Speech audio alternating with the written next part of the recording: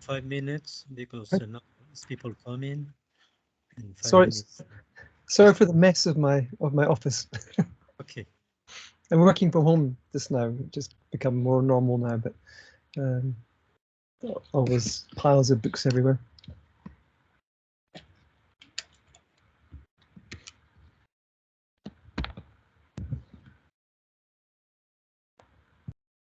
Sorry, I'm not visiting you in Madrid. Yes, yes. Nice. In full summer. Yeah. Very hot. It's quite hot today in London, actually. Yes. Okay. Here more.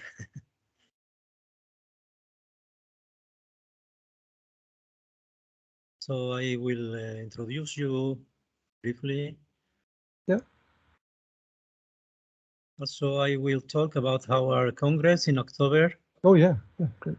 I will also send you information if do you want to send something.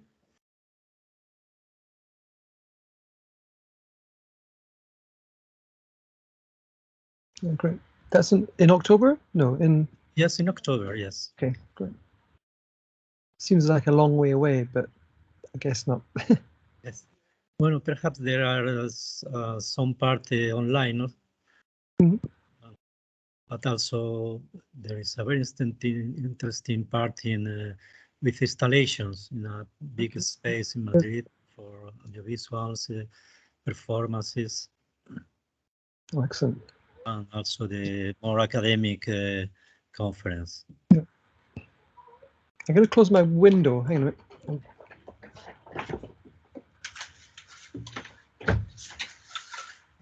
Sol de Londres.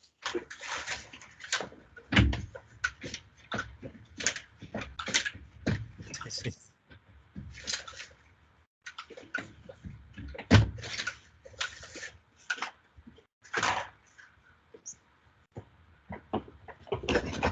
Be quieter.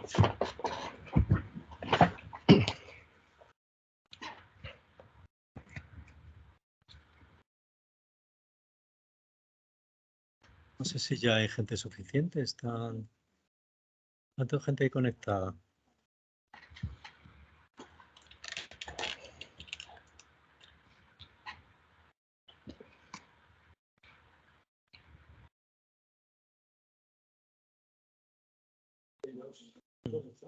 ¿Ya?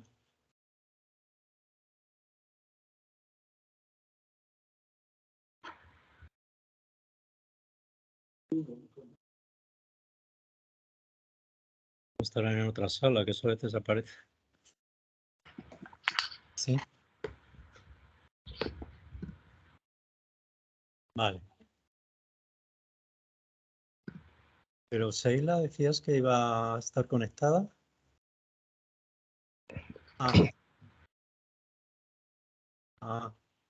Porque he enviado a toda la clase el enlace.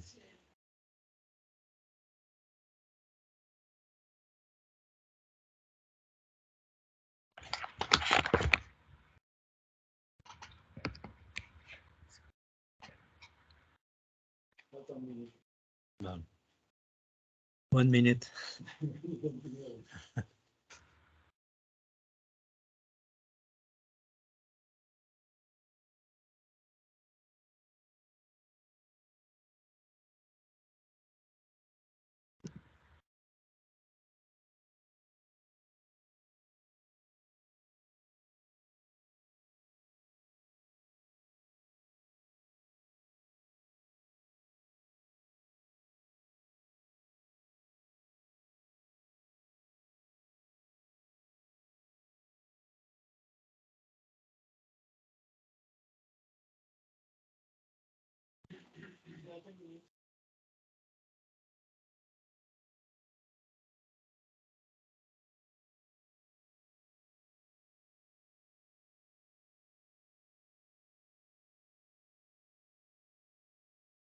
Bueno, quien está, está. Quien no, pues se queda fuera. Entonces vamos a empezar. So we start this conference. Is the last conference of our Ciclo of ethics of our laboratory. And we have today John Drever. John Drever is a composer and expert in acoustic ecology and soundscape. I met John many years ago in Granada, in the Granada Festival, when we diffuse and we introduce some soundscapes from different spaces, different cities. I think John saw a phonography of Glasgow, I think. The phonography is a very interesting method that John used to represent the complexity of the sound in the everyday life in some cities, in some spaces, also in rural areas. Are very interesting in the works in the rural areas in the United Kingdom from John. And today we have this conference that is also the introduction of our Congress, the first material for our Congress on landscape and sustainability that will be in October, next October here in Madrid. So thank you, John. I think John will diffuse some of his projects about the soundscape with all the complexity of dimension of study the soundscape from the importance of the listening.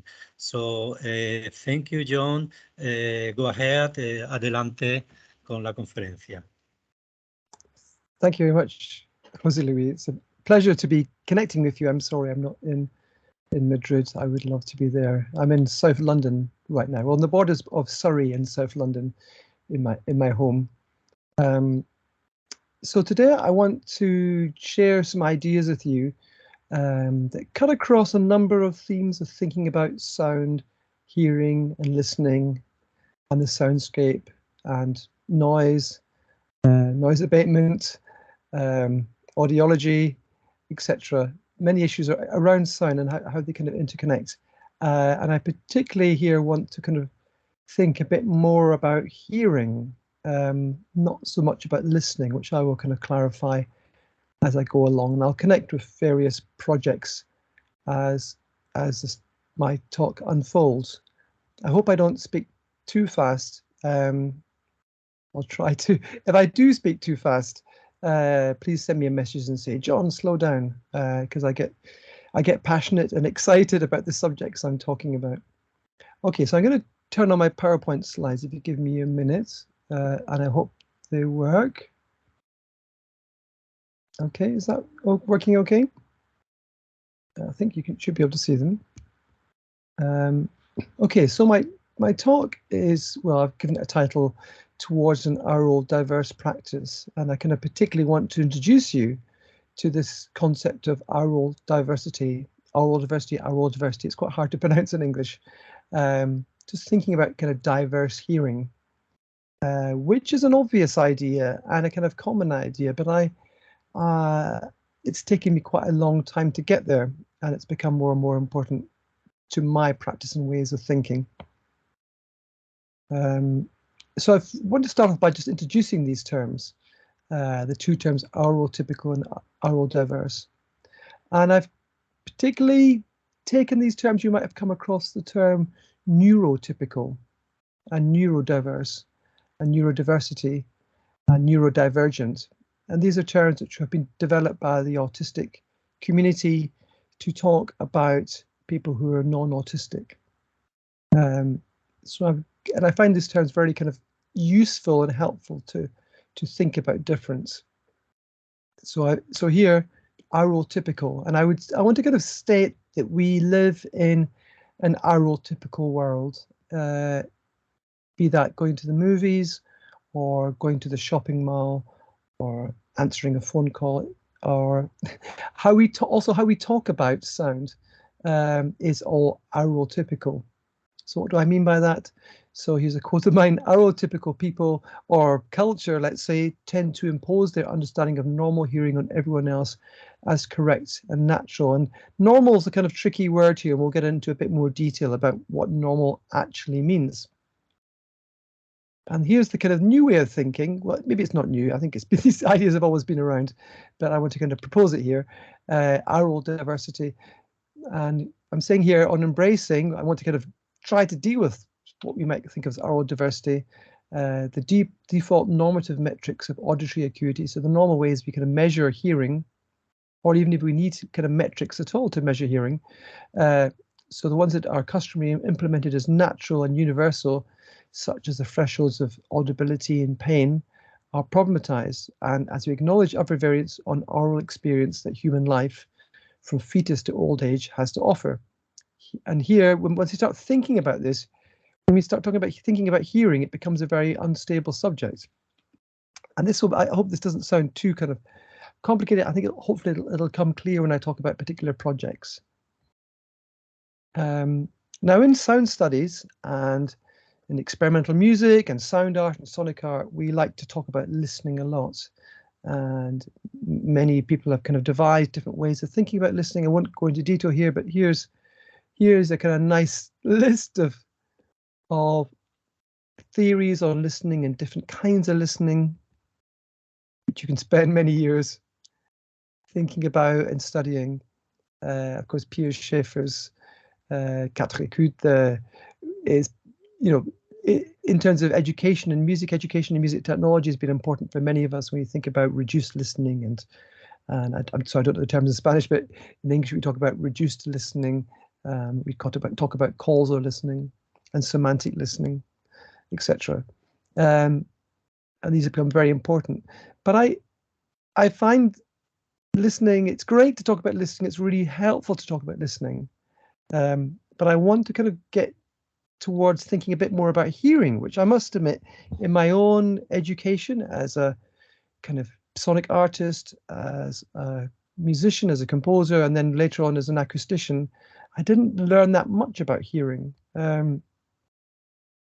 Or we could use the kind of more professional term on auditory perception. Now, here are some terms. When we normally talk about hearing, these are the kind of terms that sound studies uses about hearing.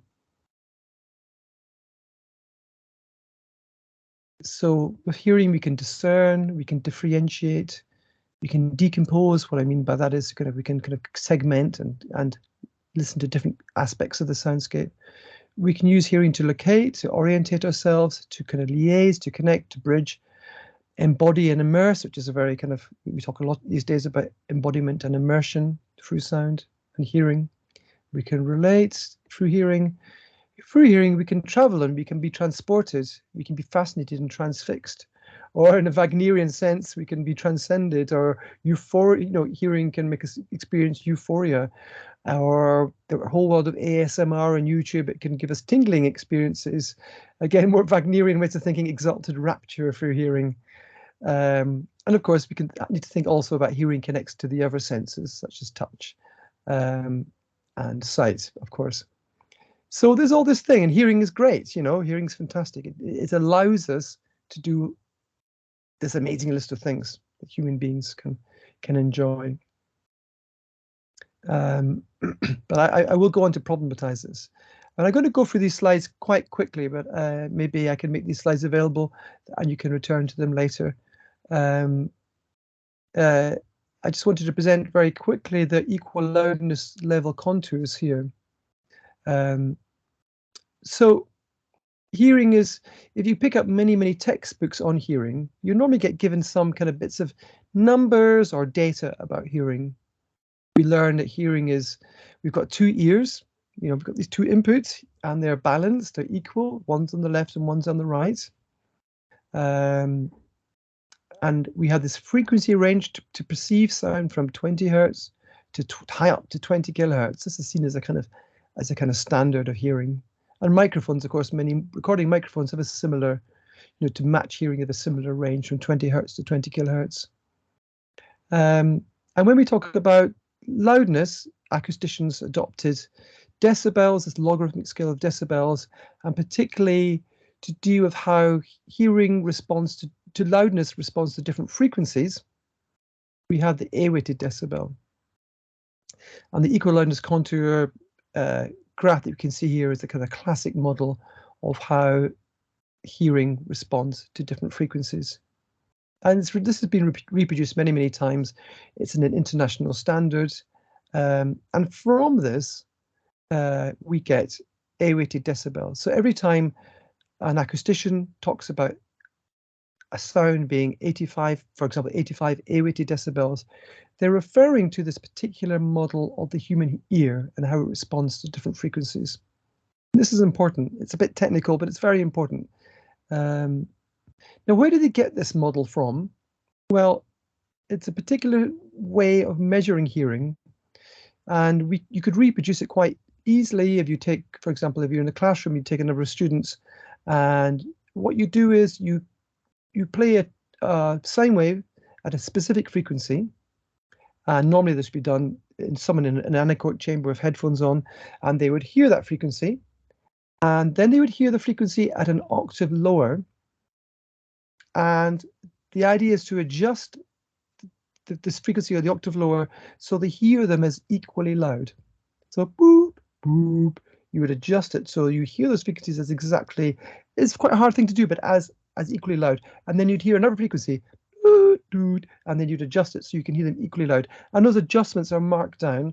So then we start to, and the adjustments are then graphed, and then we can start to hear how we hear different frequencies and what adjustments we have to do to hear those frequencies. Now, a test was done back in the day with many people to kind of build up this graph.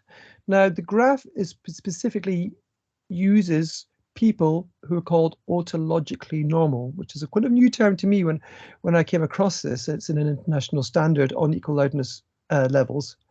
So not anyone, we don't use anyone's hearing to create this particular set of metrics. They have to be autologically normal. Now, what does that mean? Well, first they have to be they have to be between the ages of 18 years old to 25 years old. And here's a bit more detail here. So there's no age. So I guess the idea is that there's no age-related hearing loss, and their hearing maybe at the age of 18 is you become an adult and your hearing is settled. And also, as the standard states, to be autologically normal is a person in a normal state of health who is free from all signs or symptoms of ear disease, ear wax in the canals, and have no history of undue exposure to noise, ototoxic drugs, familiar hearing loss. So basically, people who've got good hearing and are young. Okay. So every time we talk about 80 decibels, we're talking about the autologically normal. That's kind of implied here. And very quickly, just thinking about that, I mentioned earlier about 80 decibels and the threshold of audibility. So here we're going from 0 decibels. I mean, it refers to pascals, but so 0 decibels is the threshold of audibility, up to, and it's an amazing scale. This kind of loudness scale. And I've taken this from the Institute of Acoustics when I studied there, because it goes from the threshold of audibility to pain. It's a kind of audible from the first moment you perceive a sound to the point when you're perceiving that sound and you experience pain. Here they say it could be 140 A-weighted decibels as pain. Could be 120, maybe more, but it's, of course, this is it's very rough scale, and I don't know how much knowledge there really is, scientific knowledge there is about this pain scale. I'd be interested to know more. I think this data is very out of date, actually. For example, when they talk about I think this is from the 1970s or 80s, actually. So when they talk about a lorry, they're talking about, or a disco, they're talking about a disco from another era, or a road drill. And of course, road drill technology has changed a lot in the last 30 years, 40 years. So it's quite old data, but this is what's used a lot. Okay. Yeah, moving on. Now I want to jump back a little bit to think about the kind of history of noise abatement, to an era when decibels, A-weighted decibels, and the decibel hadn't been introduced to think about sound pressure levels and loudness. And this is an amazing project, an amazing set of recordings that I stumbled over. Many of us who are obsessed with kind of field recording collect records, and I've been collecting lots of records of sound effects records. So that's sounds of, for example, farmyard animals or crowd sounds or train sounds. And Columbia Records is one of the companies that released lots of very early sound effects records, starting right back in the 1920s when this technology was became commercially available. Now, among those is a very interesting record called London Street Noises. And you can see there it's been done in conjunction with the Daily Mail, which is a very popular newspaper in the United Kingdom. It still is today, very, very popular. It's read a lot, quite influential. It's not the most respected newspaper, I think it's fair to say. It also says there, explanation by Commander Daniel. Now, what we hear in this recording, it's really interesting. We hear Commander Daniel talking, and he tells us exactly the date and time he makes his recordings, and the location. And in 2008, on the 80th anniversary of these recordings, I went to Leicester Square at exactly the same time, and Marcus Ledley from Goldsmiths went to. So I went to Beecham Place, which is actually on the B side of this record, which is just beyond Harrods. If you know London, it's just kind of Grosvenor. Sorry, just beyond Harrods, that kind of area. Pond Street is just beyond there. So I went there to record at exactly the same time, 80 years on, and Marcus Ledley went to Leicester Square at exactly 80 years on, and we made sound recordings there. And that gives a very interesting kind of chance to kind of compare how the soundscape had changed. Of course, we weren't using the same technology. When it came to the 90th anniversary, which is a few years ago, in 2018, I did a bit more research to find out what on earth is these, who was making these recordings? Why were these recordings being made? Because they're so unique. And I hadn't heard them being talked about before. But quite obviously, I went to the Daily Mail archive and looked at the Daily Mail publication of the day. And this was, turns out, a major study. It was a big story at the time. Now, this is 1928. It's a long time ago. The audio technology is pretty rudimentary and very, very complex and cumbersome. But amazingly, in the Daily Mail, we've got photographs of the technology. And it was huge. They actually had to install ovens in rooms up from the street to make sure the discs were at the correct temperature, so they could record them, and the discs only lasted for maybe 3 minutes, 4 minutes.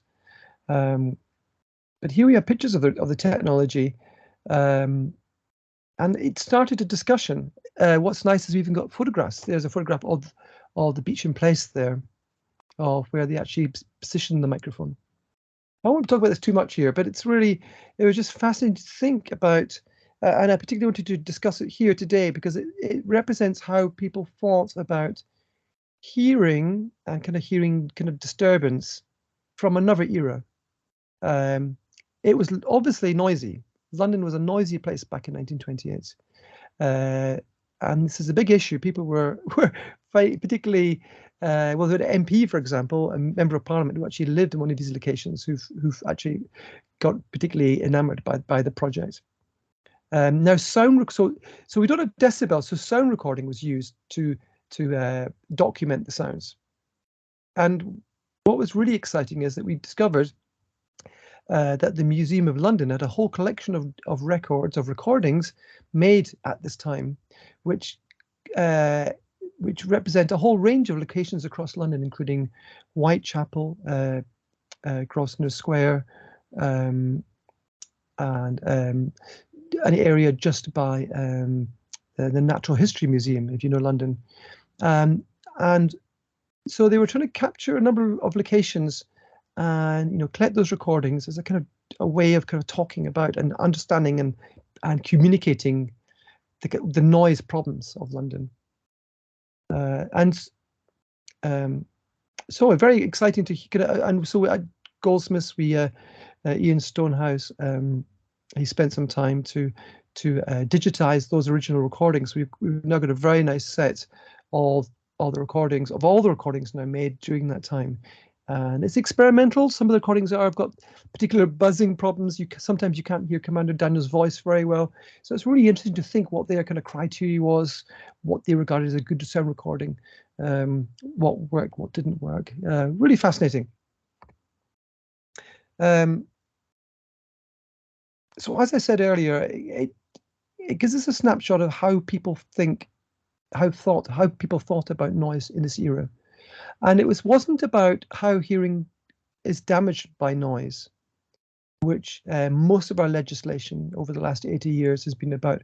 For example, health in the UK, we've got kind of health and safety at work, which is all about this kind of magic numbers around 80 A-weighted decibels and 85 A-weighted decibels, and exposure to sound levels all over long periods of time due to the noise exposure. And these have become very kind of dominant ways of thinking about hearing, that loud sounds damage your hearing. But this is different. This is in 1928, we're in an era after the First World War, so there's an understanding of shell shock. And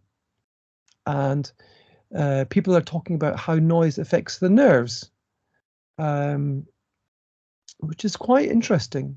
It affects sleep patterns and disturbance at nighttime. And also another interesting issue that came up was about people's efficiency in the workplace being affected by noise. So in some sense, I sometimes think thinking about noise and nerves is a bit more feels a bit more contemporary to me, actually. Moving away from hearing damage to thinking about how it affects a bigger kind of sense of kind of well-being, and thinking about stress, for example. And I could talk more about this project, but it's really fascinating. And I put a link in there where you can hear the recordings. We've got a nice website that I've developed with Carmen and Mattia, amazing colleagues at Goldsmiths, who've helped me with this, and who've been doing kind of research together. We've got a paper there you can read. So at London Street Noises, you can hear some of the original recordings, and you can compare them. There's me looking a bit younger in 2008, and there's me looking a bit bolder in 2018 in the same location. And I'm very happy because I actually figured out exactly the location of one of the recordings. And then during the lockdown, during the kind of first COVID era, towards the end of the lockdown, when we could move a bit more, I made some recordings in all these locations once again. And it's fascinating to compare the soundscape and how it's changed, even comparing it from 2008 to 2018. In 2008, we have many more diesel engines, for example, diesel taxis, very, very heavy sound, very specific sound. And by 2018, the diesel taxis have gone, and they're replaced by many, many more electric vehicles. In fact, during the 2018 recording, we had a very nice moment. We heard whistling, good old-fashioned whistling, and it was actually a royalty coming past. But it's interesting that when royalty come, you have police on motorbikes who use old-fashioned whistles to kind of empty the streets. I wonder, that's a very old, very ancient sound. The use of whistles has its own kind of history there. So yeah, I encourage you to look at that because it's really a really interesting project, and there's lots more to go into. In one of the locations was actually St. George's Hospital, which has moved since then, but they were concerned about, for example, how traffic noise affected people's convalescence in hospital, how they got better.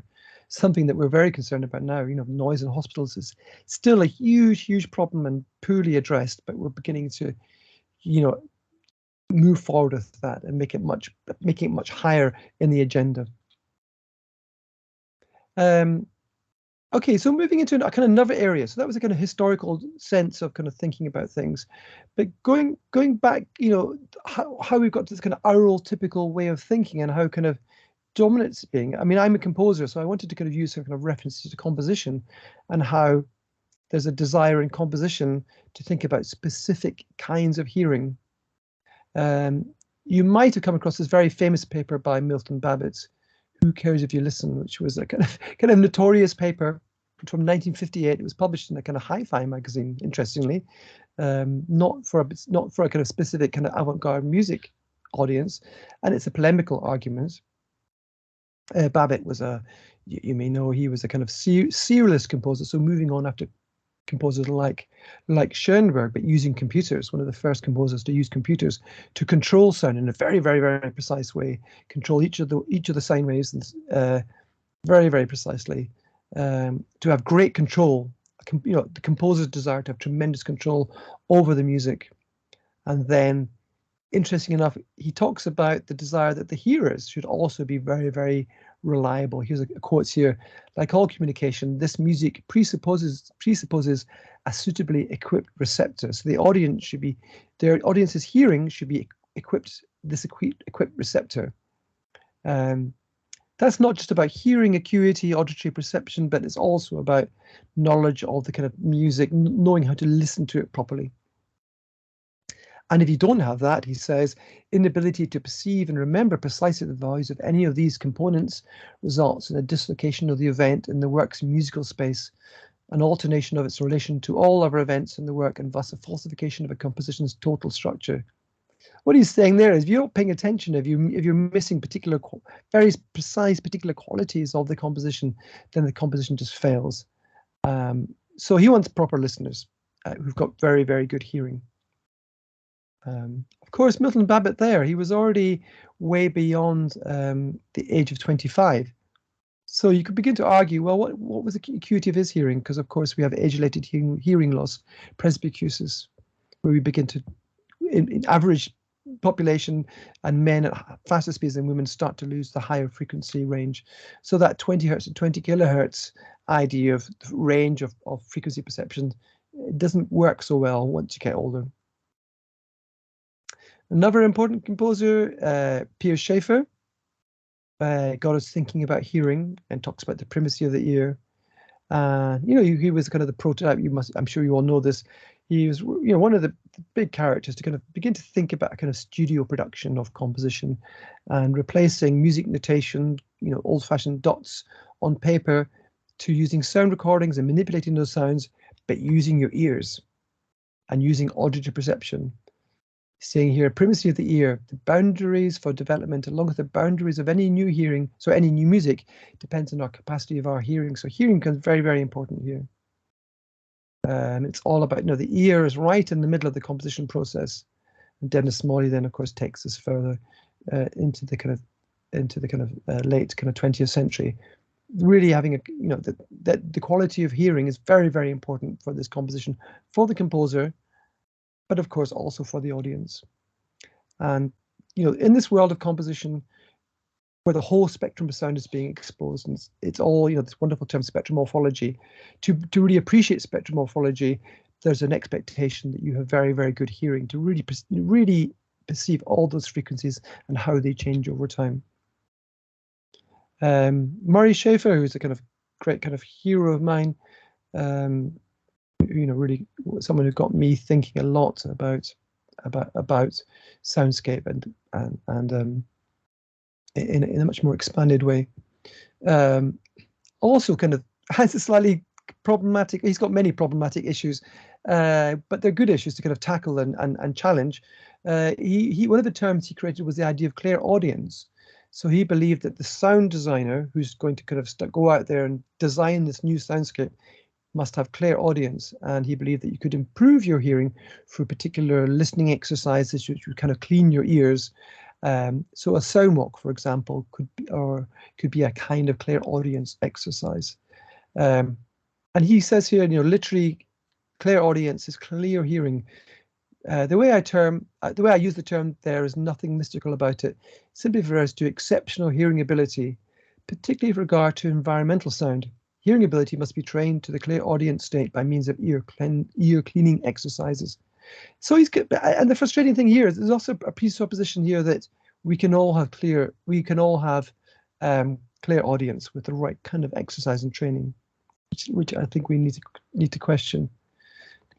So there's some examples of hearing kind of being set up, and there's an expectation that people who work in music and sound have kind of perfect hearing. And I know some colleagues who work in the industry of loudspeaker design who actually have expert hearers, a bit like a wine, it's the right word, sommelier, expert in wine tasting. You've got similar people in hearing, loudspeaker manufacturing, who've also got these amazing ears so they can use their hearing to really compare different loudspeakers. That's really interesting to think about. Okay, this slide's very important for the kind of my journey. This is a this is a photograph of a hand dryer taken from now about 18 years ago, from a small cafe near where I live, and I came across this hand dryer with my son, who's now 15. He was like, sorry, so it's 15 years ago. He was about 6 months old when I came across this hand dryer. Now I won't play you the sound recording, but the sound was really dreadful, very, very, very loud, very grating, very shocking, even for me as an adult. And someone to put a little message on there: caution, loud when in use, known to startle children. And this got me on a journey thinking about kind of hearing and how come we have this situation. Public toilets, which are very complex spaces, especially for children, but for a lot of people, and they're universal. We all have to use the toilet. But there's legislation in the UK that says every toilet must have appropriate hand washing and plus hand drying facilities. And in the UK, this means in most toilets we've got hand dryers. And with the development of the technology, with Mitsubishi and Panasonic and Dyson in the UK, hand dryers changed from using warm air to evaporate moisture off hands. The technology changed to using cold air traveling at very, very fast speeds to strip water off hands, which is seen as more economic and more ecological. That's one of the, and also it's claimed more hygienic.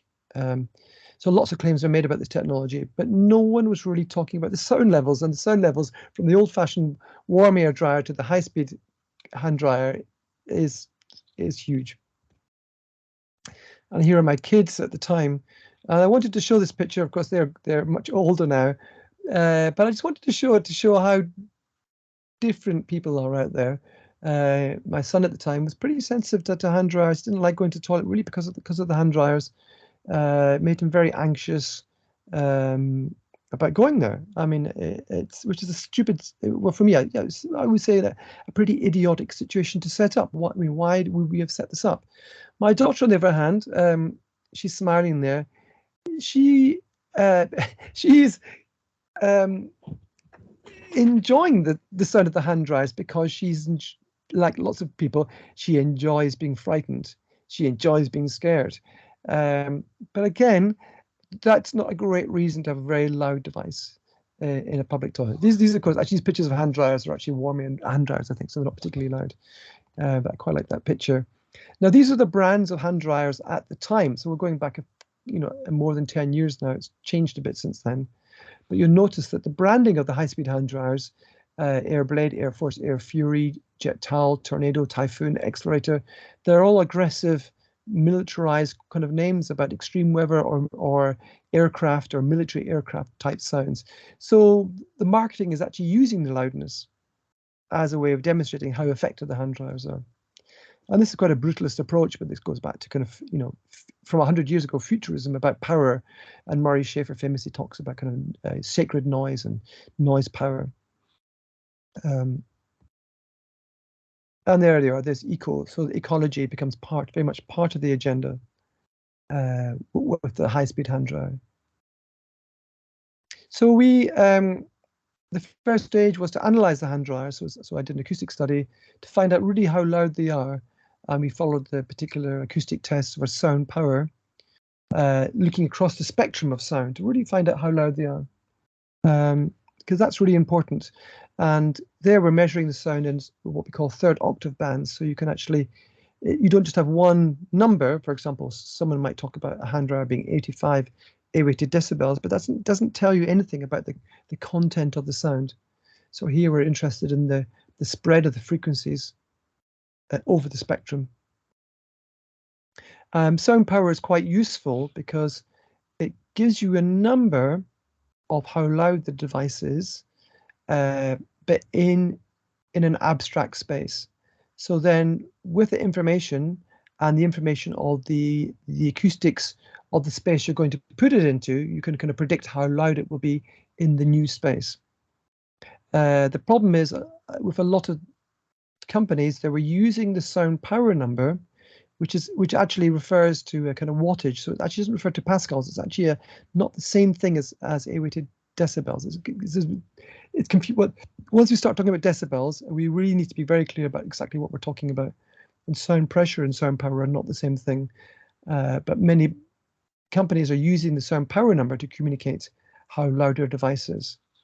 And one of the issues here is that we are placing the hand dryer into a toilet, which is probably the worst, acoustically speaking, the worst space to put it into.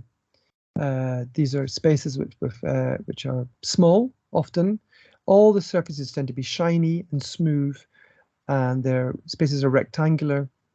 So we get tremendous reflections building up in these spaces, and often high frequencies getting particularly strong in these very small spaces. It's a bit like having a jug of water, and you start pouring the water into the jug, and the jug just fills up, and so the water is the noise, and it's not going anywhere. It's just filling up and filling up and filling up. So what was happening was that we were finding that we really needed to look at the spaces that the hand dryer was being put into, and really analysing the real world context, which is really important. Here's a very interesting slide, which from someone from Dyson, I think, talking again. This is it's quite old now. It's again more than 10 years old now. Here they're talking about the vacuum cleaner, but I find it very not like it. I think it's very revealing how the marketing person talks about the vacuum cleaner. They're saying, "What are you complaining about? It might be, it might be loud, but the fan goes at 35,000 RPM. Schumacher's Ferrari goes at 19,000. So it's fascinating. They're comparing, a domestic product to Formula One, and this is really kind of old-fashioned, kind of futurist thinking about noise and power. And here's a very interesting book that I really would recommend by Martin Doxtrey, who develops this idea of bellophonic sound, and he's talking about warfare sound and the effect on soldiers, but also on the people who live in war zones. Sadly, it's an ongoing thing in our world just now. But I think it's interesting because it has this double-edged thing to it. Now, recently I was recording, several years ago now, I was recording many military Air Force aircraft flying over the middle of London, celebrating an anniversary of the Air Force in the UK.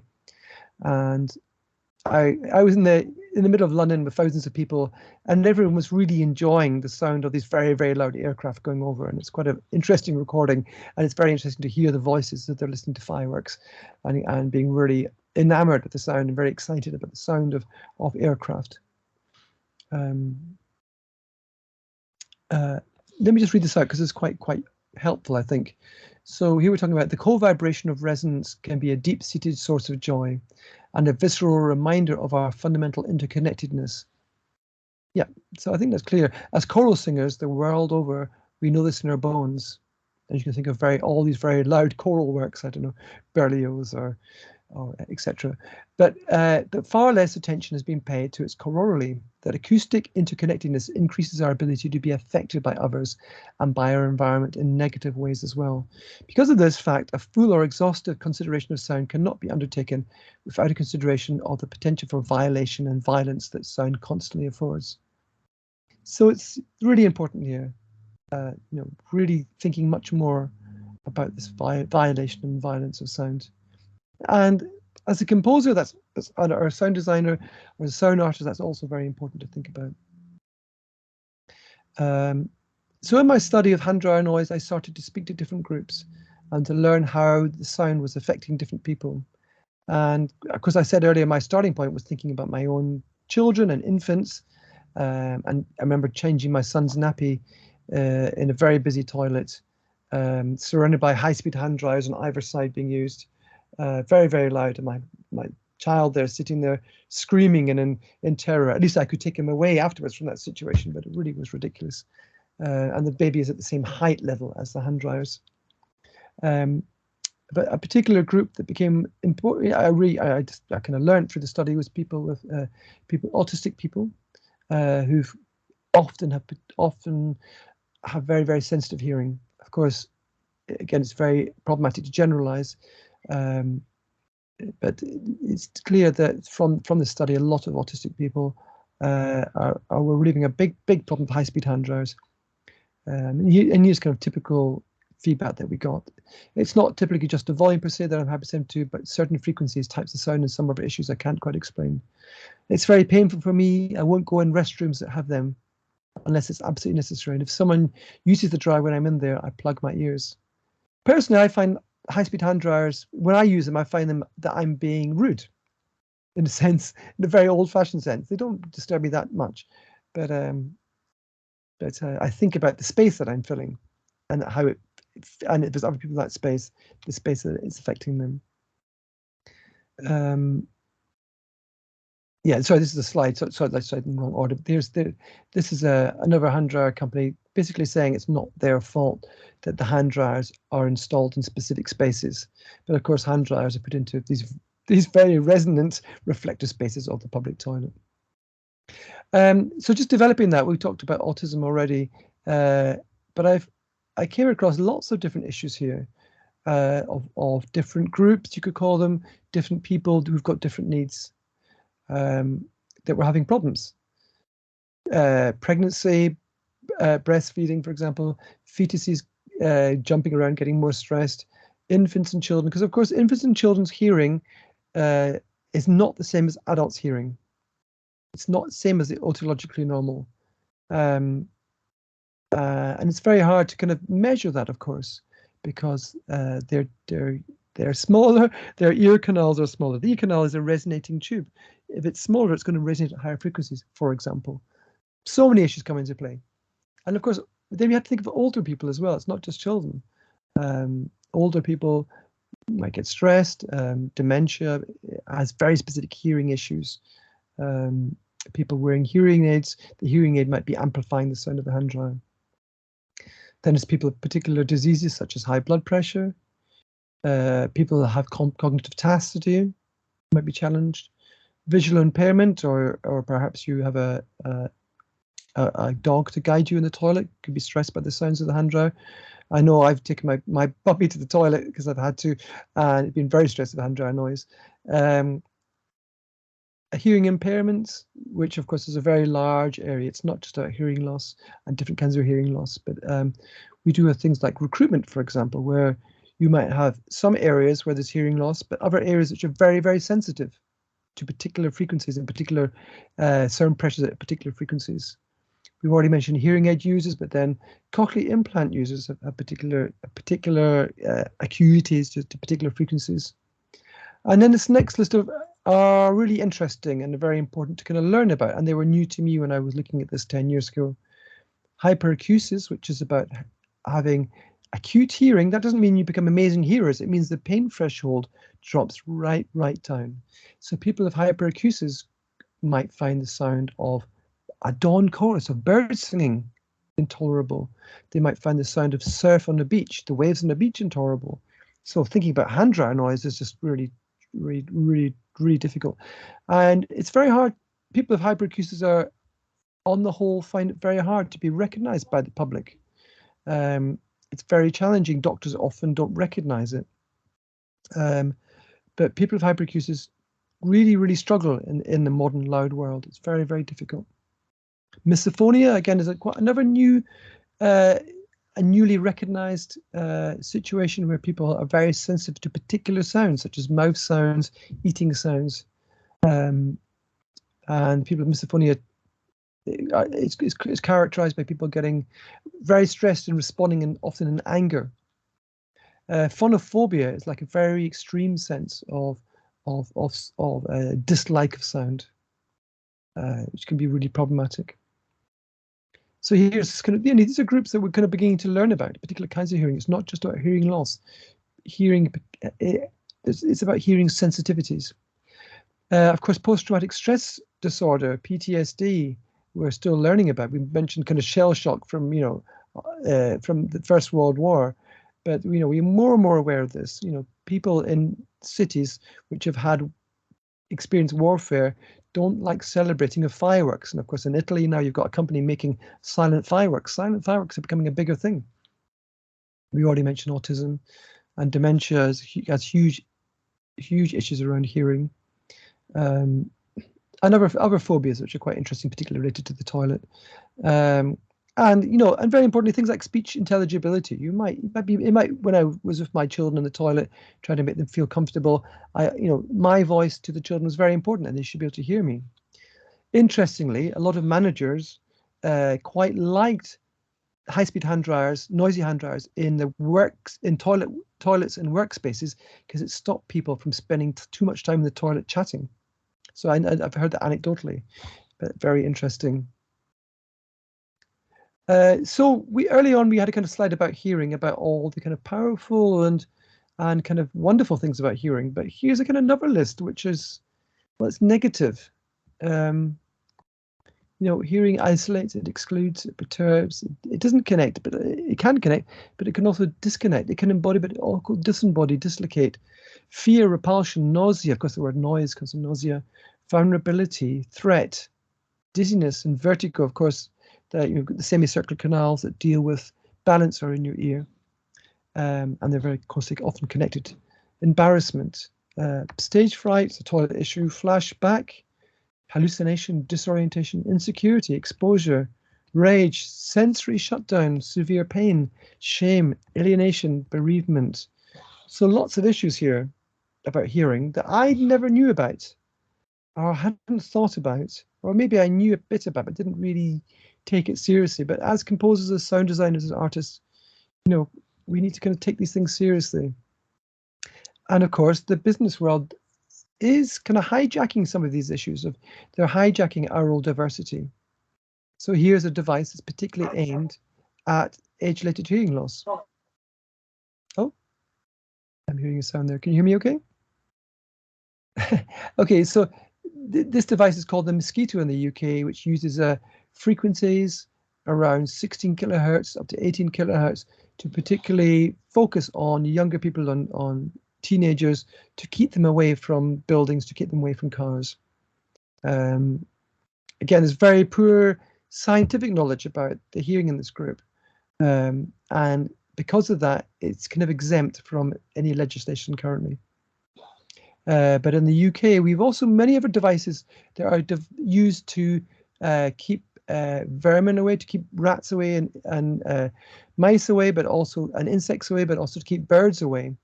And in many buildings throughout London, they've got devices similar to this that are emitting high frequency tones 24/7, all the time, very high sound energy levels. And it's designed to scare birds away, but humans can also hear these things and can be affected a lot by these things. But the scientific knowledge is minimal. Just to finish the kind of toilet subject, I was in a panel with I think Thomas Heatherwick, very famous British designer, and at the time he said he just designed the best toilet in the world. And when I was in Hong Kong, the last time I managed to visit the best toilet that he designed, and it's wonderful, it's beautiful, it looks great, and it's got these wonderful shapes which probably are inspired by the Fibonacci series. But they sound terrible because of the metallic bins. So it's got paper towels which are quieter, but here we got metal hitting metal in a reverberant space that rapidly became very, very, very loud, and with multiple bins tapping and tapping throughout this toilet although this toilet looked beautiful, we have this minor acoustic issue which could be fixed really, really easily. When I say minor, it could be fixed easily, but became a major acoustic problem. My hand dryer research had quite a lot of media interest at the time, which wasn't that welcome, and it was slightly misinterpreted because I was particularly talking about the impact on high-speed hand dryers on particular groups such as autism or people with hyperacusis or children. But you can see in the picture there below that hand dryer, it says dry in seconds, but as noisy as a road drill, which is compared to that graph we looked at earlier. It has the same A-weighted decibel area in the road drill, so that could be seen as correct. But super fast hand dryers may be loud enough to damage people's hearing. No, in my research, I didn't see anything about hearing damage. And very quickly, people kept saying, well, you have to be exposed. This is rubbish research because you have to be exposed to hand dryers over these certain levels over many, many, many hours over several months to begin to be damaged. And so that was frustrating because that wasn't my point. And my point is to kind of move on from that particular way about hearing, which is not wrong, but to think about other issues to do with noise and noise exposure, which is about stress and intolerance and pain, etc. Now, these issues of hearing have recently become kind of really interesting and being picked up by a lot of films and media. The Quiet Place, for example, really interesting. You could think about The Quiet Place as a kind of aural diverse film with multiple different kinds of diversities of hearing. Of course, one of the main actresses is a deaf actress, playing a deaf character. So we could think, and who uses hearing aids. You could think about her hearing. Each character actually, you could think about their hearing, and then there's the hearing of this alien creature which is hunting the people. The Sound of Metal, much more recent film, very fascinating to watch and listen to, which actually goes to the stage where the main character, has the auditory nerve cut, and that's represented by silence in the film. Of course, people with profound hearing loss and deaf people don't necessarily have no auditory experience as such, even if that's phantom. It can be quite a noisy experience. And so deafness is often characterized by kind of no signal, which again is a kind of simplification. The Diving Bell and the Butterfly is really interesting, and it's quite interesting to compare it to the book, because the book actually presents this character in bed who's only got hearing in one ear. It's very poor hearing. But of course, the film doesn't quite do this. So all these films are presented, Baby Driver as an example, all these films are presented within an aural typical way. They're presenting aural diversity, but in an aural typical way. Now that's problematic. Now I have tinnitus,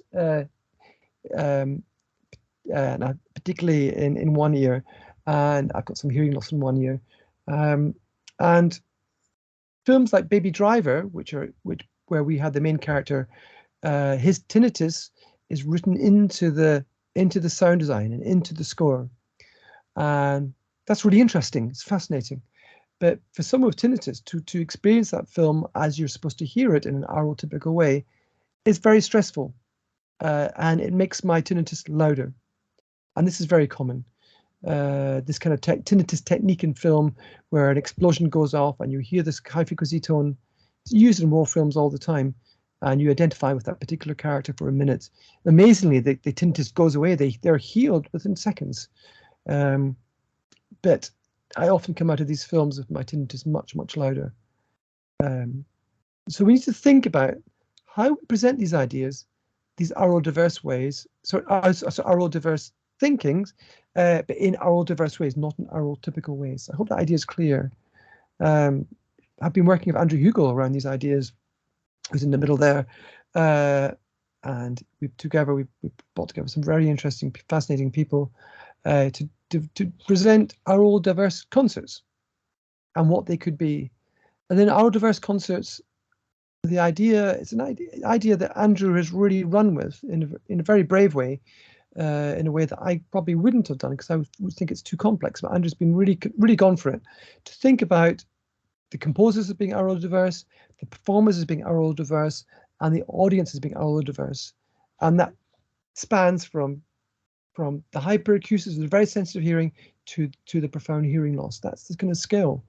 And been really, really interesting, and we're going on a really interesting journey with this. Andrew has got, we talk about himself, but he's got particular hearing issues. For example, he's got diplocusis, so he doesn't perceive pitches in the same way that, let's say, a normal hearer would perceive. And of course, for a composer, which he is really a really challenging way. And Andrew's finding ways of moving forward as a composer of diplicusis. In these contexts, I've been working with hand dryers, and I've been composing hand dryer work for kind of years now, and I haven't been that happy with it until more recently.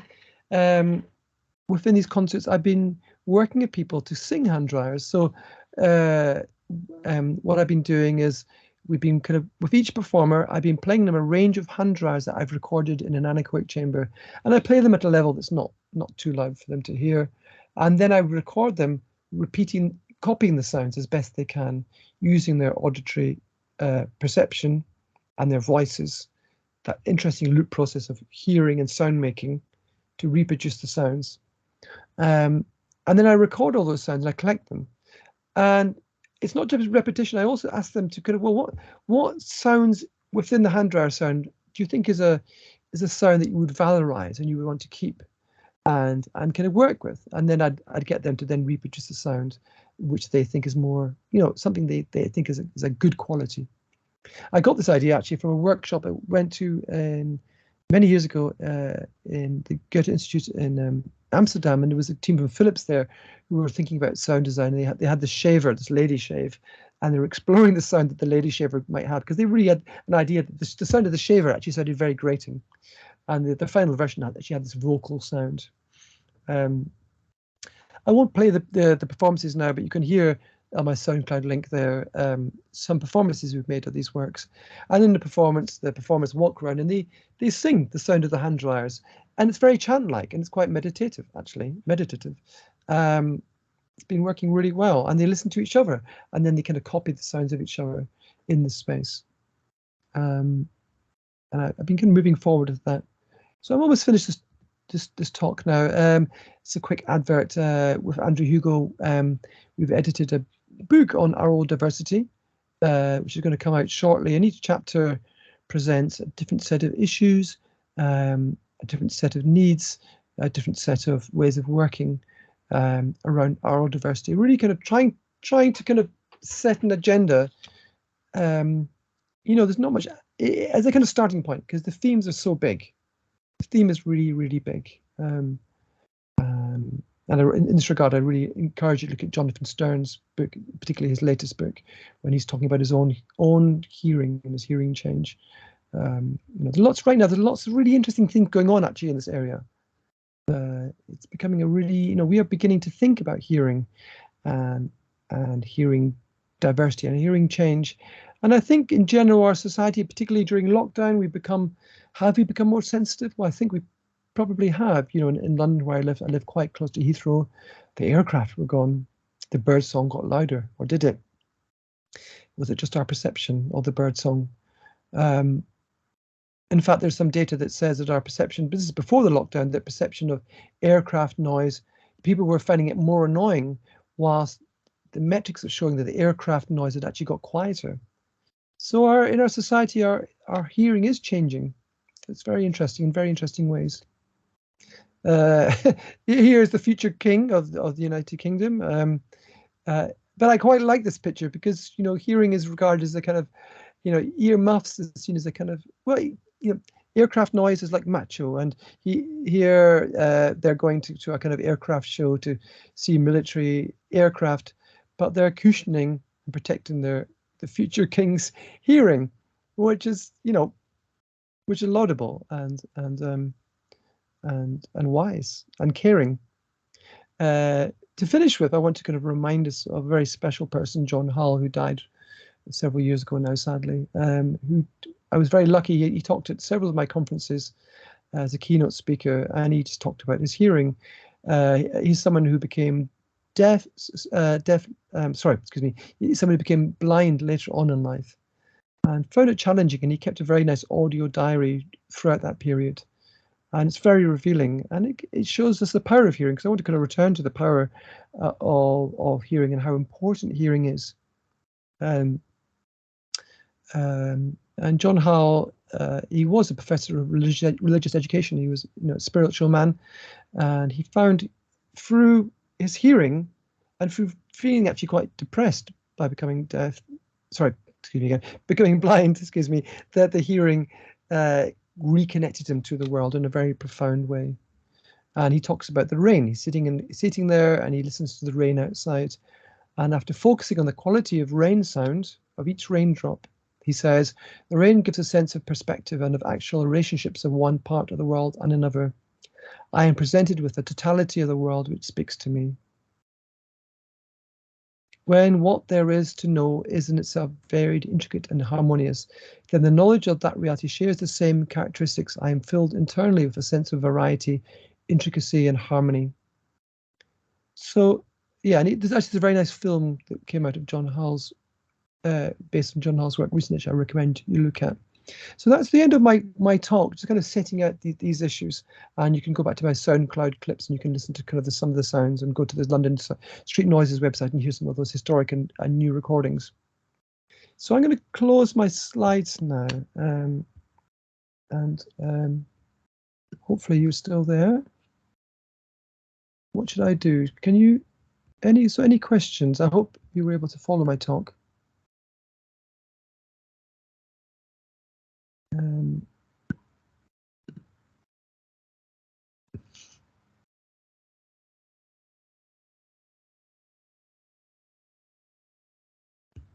Feel free to turn your cameras on. It'd be nice to see who I'm talking to. That's why I sometimes find it quite hard to talk to a blank screen apart from seeing myself.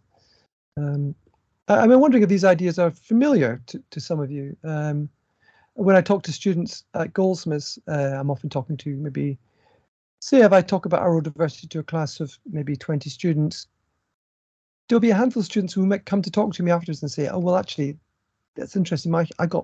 I'm deaf in this ear, or I find the sounds my partner makes is really annoying, and I get very angry, or you know, all these kind of hearing issues come up, and for people who work with sound, one of the issues is that this is what in English we call this like a taboo subject. We don't normally talk about hearing because it's not good. It could be regarded as not good for your career. You know, if you're a film designer or a sound designer, or we're composing commercially for film, if people start finding out that you've got damaged hearing, well, historically that could be bad for you. But I think hopefully we're moving into a different space when actually with aural diversity, the point is that we've all got different hearing, and our hearing will change throughout our life, and it's really important that we just acknowledge that. Okay, thank you. Thank you very much, John. It's very interesting and with many suggestions. And I think there are many questions, and I don't know if in the public there are some questions or comments. Yes, please. Hi, can you hear me? Yes, very well. Okay, well, first of all, I want to thanks to Jose Luis and Adolfo and all the team of ECIS for organize this very interesting lecture. And of course, thank you, John, for bringing out your research. Well, for me, it's very interesting. And this year, we will have your incredible book published in fall. We also have the very interesting book by Jonathan Stern, Diminished Faculties. No? It's very interesting, and I think that this topic will be bringing more and more attention in the coming times. So my question, one among all the questions I have, but I don't want to take all the time for me. But my question will be if you know some artists in the art field who are taking this topic in order to create some works, maybe in the spirit of artists like Lawrence Abu Hamdan, who worked in the past with the noise and the torture in prisons, because this new concept of noise, I think it's more taken in the sense of how the very loud music listening could harm us, but maybe not more in the way that how we could take this concept of noise in order to develop creative or artistic pieces. So this will be my first question, and again, thanks to you for all. Yeah, no, yeah, thanks for your question. So yeah, I can advertise. Yeah, I've got a paper in this. Oh, too many books here. Yeah, this book here, the Oxford Handbook of Sound Art. I've got a chapter in there where I talk about sound art and aural diversity and present some examples, because previously I wrote a paper in a journal called Organized Sound, which is kind of to the sonic art world, which is the kind of Pierre Schaeffer world, and that was more negative in a sense. It was saying there's lots of problems here, and sonic arts kind of has a problem here. Whilst in the sound art world, well, in sound art, people use broken loudspeakers, you know. There's a long history of dangling speakers and making trees out of, you know, people don't care that much often about a good acoustic reproduction. So there's already this kind of sense of, well, lo-fi, hi-fi doesn't quite mean the same thing. In the sonic art world, it's all about hi-fi, about, you know, very, very hi-fi.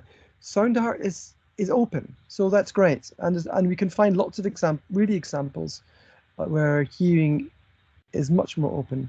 And of course, it's important to mention Christine Sum Kim, who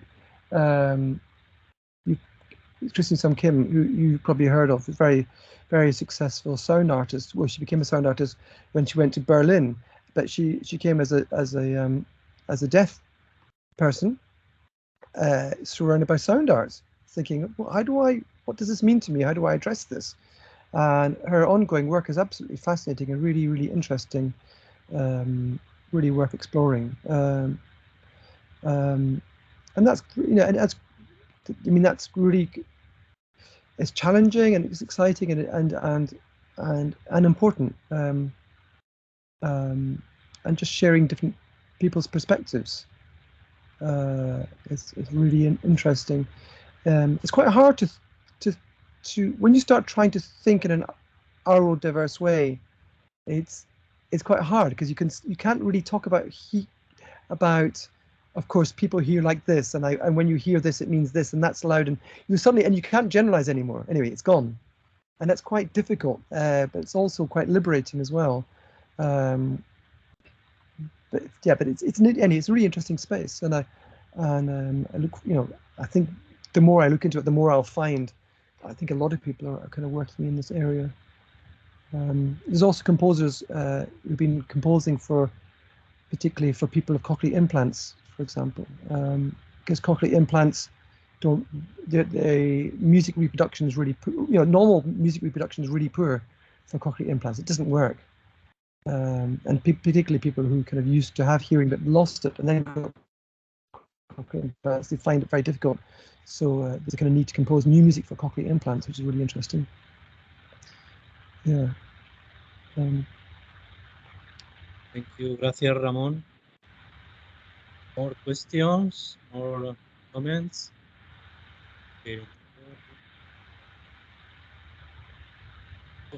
I am a question. I was thinking when I listened to John about your method, because there is a big range, a very broad range of aspects of the sound, from the isolated sound linked to the psychoacoustic methods through the soundscape compositions with in situ projects like in a big city like London to study in situ in very complex situation. So how do you manage this complexity of methodologies.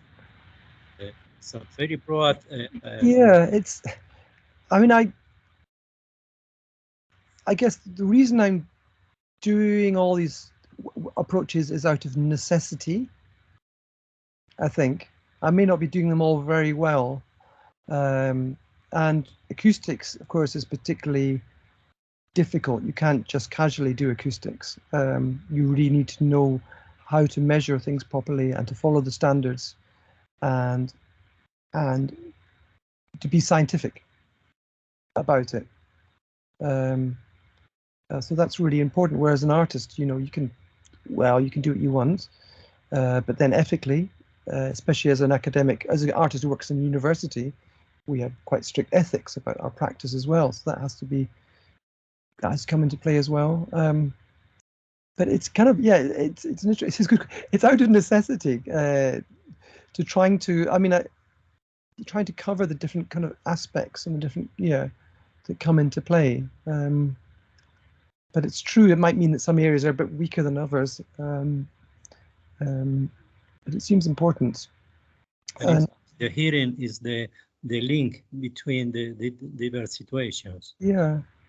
And it's been really interesting to talk to different audiences. For example, I talked at a conference on hyperacusis several years ago, and I got into trouble because actually I was going to play some hand dryer sound recordings. And I was quickly told, well, you can't do that because there's people with hyperacusis in the audience and you're going to play hand dryer recordings. And I was like, oh, and suddenly again, I think, oh, that's a good point, good point. It's very, it's all these things are really interesting and they're kind of challenging. But I think it's quite, for me to study, so I did the diploma, the Institute of Acoustics diploma in acoustics and noise control quite late on in my life, which is a big challenge. And I had to buy a calculator, an old-fashioned calculator, and learn about logarithmic, you can't just add decibels. It's complicated. It's a logarithmic skill, very, very complex, very quickly. But that was very useful for me to do, and I learned so much doing that. But I think because I'm an artist, I approached it slightly differently, and maybe was a bit more critical about some of these aspects. So the term ontologically normal has not really been. It exists within these standards, but I don't think no one before has said, well, that's a strange term. Where does it come from, and why do we use it? And I still encounter, for example, I should be careful what I say, but I had examined PhDs in acoustics in soundscape studies, where I found the methodologies had this arotypical approach. So for example, they're in a public space and they want to learn about how different people hear in the public space. So they start to interview different people, but they decide but because of the methodology, they exclude people who've got hearing loss, or basically they exclude the divergent hearing people. So in most scientific studies, you only use the people with the good hearing. You only normally use PhD students, actually. PhD students are the normal sample for most scientific studies. So you miss out most of society in those kind of studies, and you particularly exclude people of hearing loss or hyperacusis. Now, for me, that's completely wrong. Those people on the outside are the important ones. Those are the ones we have to deal with. Those are the ones who've got specific hearing needs, not the ontologically normal ones in the middle. They're fine. It's those other ones we've got to take care of. And it's strange that now it's so obvious to me now that wasn't obvious to me before. It's funny how one learns things. So I'm hoping that more acousticians pick this up. And I got some very nice, PhD students currently who are really, really developing this kind of work. A curiosity: did you study the sound ambience of the cinema, of the movie halls, with the sound surround, and also with very high levels in this kind of source? It would be interesting to. The problem is you can't. Yeah, I mean you'd have. I mean most of my studies have been like guerrilla acoustics, You know, the idea of, so when I've studied lots of public toilets, but I never ask permission. I always make sure that they're empty. And then I'd pop a balloon to, you know, measure reverberation time, and then I do all these, and then I'd measure the hand dryers. But I never asked for permission to do this, which is, this is bad, you know, this is bad ethics. But it seemed necessary. But similarly, in cinemas, I have taken out I've got quite a good app on my phone, and I do have a measurement microphone for my phone, my iPhone, so I can measure things quite precisely. But I would get thrown out of the cinema if they found me doing this, because it would be seen as a kind of recording the film or something. But the sound levels in cinemas, like you go to a normal Marvel film in a kind of properly equipped modern cinema, I mean, the sound levels are just extraordinary. I mean, they're really, really extraordinary. I mean, but in terms of health and safety at work, you still have this kind of 85 A-rated decibel average thing over. So it doesn't. So sound levels are. So all these things I'm thinking about fall outside of legislation. But I don't want to sound. I could sound very boring and party. What's the word? Like a killjoy, you know. It's just, but it's more to do with choice, I think, you know, allowing people to have choice and agency, giving people the, you know, the power as well over their soundscape. Which Murray Schafer, the idea of the soundscape is an agency concept. It's about, you know, you are the composer, you are the performer.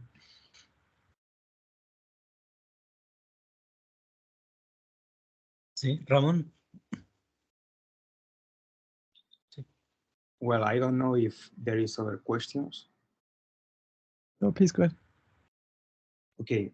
Yes, this time I want to ask you about the possibilities of reverse the harm caused by noise. I am thinking now in another very interesting book, which will be published in next November. Is by an alumni from Goldsmiths, Inigo Wilkins.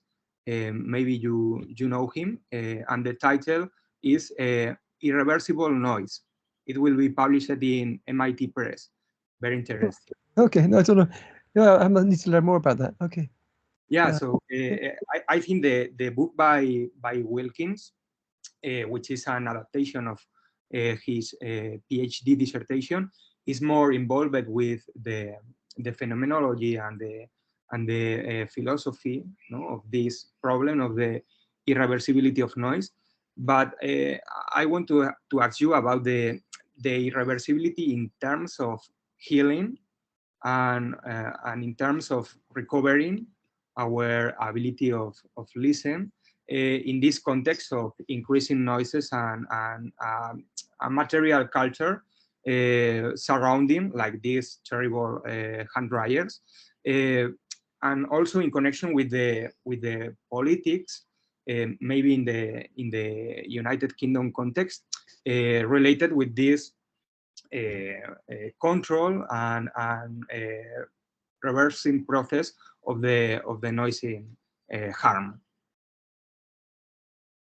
So I don't quite understand. You don't mean from like a medical perspective, do you? Reversing or? Yeah, but not only for the medical perspective, but also for the elasticity, no, the flexibility of the process. I mean, we thinking in this process in the other direction, or it's only in this progressive harmful direction? Well, I think we are. I think one of my points I was kind of getting towards is that we are becoming more sensitive as a society. The problem with that is, I don't know, it's not answering your question really, but I mean, I remember being on a train traveling through Finland, and it was a huge train, and it was almost empty. And of course, the population of Finland is I mean, there's not many people in Finland. It's not densely populated. It's lots of forest and large lakes. But in this train, there were small compartments that you went to answer your mobile phone. And I found this, whereas a place like Hong Kong, which I spent a lot of time, Oh, thanks. In Hong Kong, very densely populated, and people have got multiple mobile phones, and everyone's speaking in your face, and it's just whoosh, it's everywhere. But yeah, I imagine in Finland there's a huge intolerance to hearing other people. You know, in this place where there's very few people there. But gosh, if I answered my phone in the wrong space, people would be feeling that people would be, you know, I could imagine there'd be anger, real, like, you know, in the quiet, you know, oh, what's this? I can hear you. You know, so it's funny this. I mean, becoming sensitive to sound it makes people really difficult to live with. So it's funny, isn't it? It's a kind of yeah, I know. So yeah, I can imagine being in this world where we're all super sensitive. It's difficult. That's not really a kind of thinking about. That's kind of a more cultural issue, but it's really interesting how different cultures. You know, whereas Japan, on the other hand, very, you know, Tokyo, really dense population. But when you answer your mobile phone, you actually have to take yourself out of the situation. You don't, different kind of etiquette than Hong Kong. But I understand. But of course, maybe COVID's changed things. COVID's changed lots of things. I think I'm sure COVID will be the end of the hand dryer. We realize what hand dryers do to bacteria and viruses. But they change things dramatically. So I'm not really answering your question, but it's kind of. I mean, I do get lots of emails. I'm on lots of this discussion lists online, and I get emails all the time about these new cures to recover hearing. You know, you can regrow the cells of your cochlea and all this kind of stuff. It's, you know, there's lots of these stories all the time, and I'm sure that's exciting. But we should take care of our hearing in the first place. So thank you very much, John, for this very interesting talk. It's full of suggestion of elements that we must to be in contact to interchange our projects and our lines of research with our laboratory. So we keep in contact, and thank you very much to people connected, and also for the people here in the room. And I hope to see you soon. And good luck. Yeah, good luck at the symposium. Okay, thank you very much, John. Yeah. Okay, thanks very much.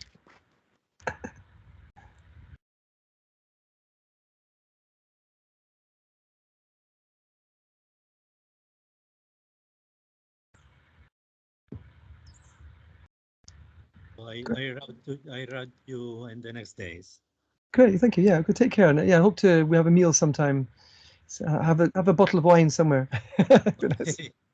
Okay. Okay, and yeah, we'll think about London as well. Yeah. Thank you. Okay. Bye now. Bye bye.